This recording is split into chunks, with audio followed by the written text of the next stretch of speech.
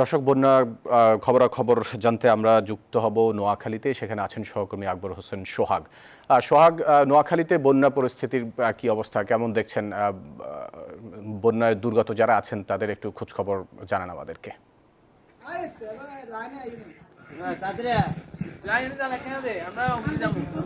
ধন্যবাদ ফয়সল, আপনি যেমনটা জানতে চেয়েছেন। আমি আছি এখন নোয়াখালীতে আসলে গত টানা 8 দিনের বৃষ্টি, ভারী বর্ষণ এবং বন্যার কারণে নোয়াখালী আসলে নিম্নাঞ্চল যেমন পাশে প্লাবিত হয়েছে, তেমনি শহর এলাকাও প্লাবিত হয়েছে।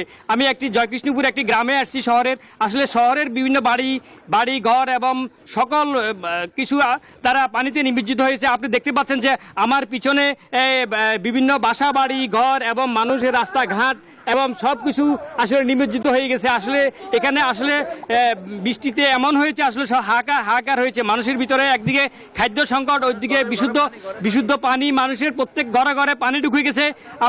আপনি দেখতে পাচ্ছেন প্রত্যেক ঘরে ঘরে পানি ঢুকে গেছে এবং আপনার মানুষ হাঁটাচলা করতে পারছে না। মানুষের ভিতরে ভয়াবহ অবস্থা দেখা দিয়েছে। মানুষ কিভাবে যে বাজার করবে এবং রান্না বান্না করবে, চুলা যাবে। অন্যদিকে আরেকটা সমস্যা হচ্ছে মানুষের বিদ্যুৎ নেই।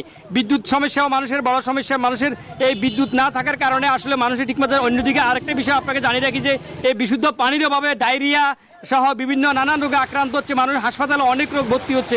এছাড়া মানুষ, বিশেষ করে মানুষের বাড়িঘরে পানি উঠে যাওয়ার কারণে মানুষ গৃহবন্দী উঠছে এবং মানুষের ভিতরে আরেকটা আতঙ্ক দেখা দিয়েছে। মানুষের যেহেতু সাপ সহ নানান ধরনের জীবজন্তুর ভয়ে মানুষ এখন কিন্তু আরও ভয়ে আছে। মানুষ আসলে বসবাস করবে, আসলে সব মিলেই এখানে পরিস্থিতি খুব ভয়াবহ। এ বিষয়ে আমার সাথে কথা হয়েছে নোয়াখালী জেলা সিভিল সার্জন সাথে। তিনি আমাকে জানিয়েছেন যে সিভিল সার্জন যে তারা বিশুদ্ধ পানি এবং ট্যাবলেটের তারা ওষুধ বিতরণ করছেন এবং খাদ্য সামগ্রীর পাশাপাশি তারা ওষুধপত্র বিতরণ করছেন। তো এই ছিল আমার কাছে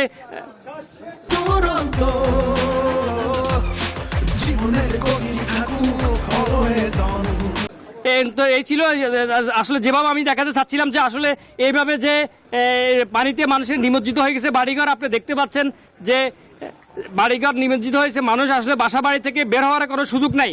মানুষের একদিকে রান্নাবান্নার সময় যেভাবে মানুষের বাড়িঘর নিমজ্জিত হচ্ছে এবং অন্যদিকে আপনার মানুষ চলাফেরা করার ক্ষেত্রে মানুষের, আপনি দেখতে পাচ্ছেন ঘরগুলা পানির নিচে পড়ে গেছে। হ্যাঁ জি, আমি একজন সাথে কথা বলতেছি। এই যে বাড়িঘরগুলো নিমজ্জিত হচ্ছে, আপনাদের বাড়িগুলো তো নিমজ্জিত হয়ে গেছে। এখানে পানি বলতে কি অবস্থা আপনাদের পরিবারের? এটা তো খুব ভয়াবহ অবস্থা। আজকে 15-20 দিন এই অবস্থা। কি হয়েছে? এটা বৃষ্টির পানি বা জোয়ারের পানিতে এই অবস্থা হয়েছে। এখন আপনারা কি গৃহবন্দী হয়ে পড়ছেন? অবশ্যই, আমরা তো আজকে 20 থেকে 25 দিন তো গৃহবন্দী অবস্থায় আছি। আচ্ছা, আপনারা কি কোনো ত্রাণ সামগ্রী পেয়েছেন কিনা? না, এখানে কেউ আসে নাই। কেউ দেখতেও আসে নাই। হ্যাঁ, আপনি শুনতে পাচ্ছেন যে এখানে ত্রাণ সামগ্রী তেমন একটা আসে না। এই বিষয়ে আমি কথা বলবো একজন সাথে, আরেকজন গ্রামবাসীর সাথে। তিনি এখানকে একজন শিক্ষক। এবং এই যে কি অবস্থা, আপনারা তো পানিবন্দী হচ্ছেন, এখানে কি অবস্থা আপনাদের বাড়িঘর?